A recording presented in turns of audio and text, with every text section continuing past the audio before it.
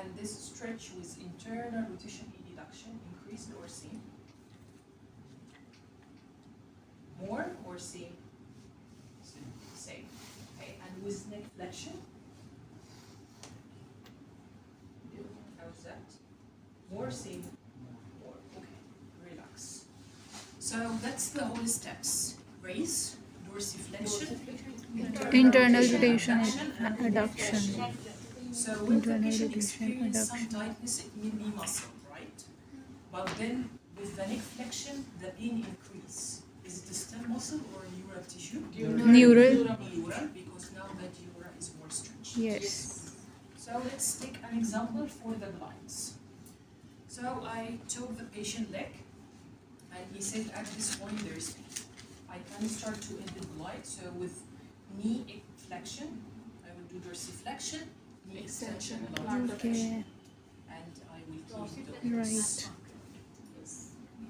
After a while, patient is better, and then we talk him into internal rotation adduction. So in this position, plantar flexion, neutral dorsiflexion. Plantar dorsi, or knee flexion, knee extension, knee flexion, and knee extension, or head up, foot down, head down, foot up. So we do with that cervical and also ankle. And then we can use also slump, but I will do it after I do femoral. So can you turn facing everybody? Good. Can I take this?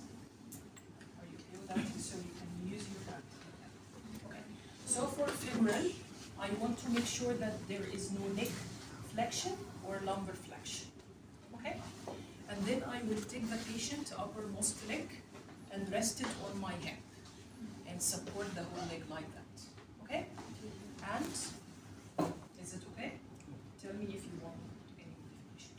I will stabilize lumbar spine because all I need is hip extension, not lumbar extension. If I did hip extension and then knee flexion, patient said he has pain in here. It might be quadriceps or femoral nerve.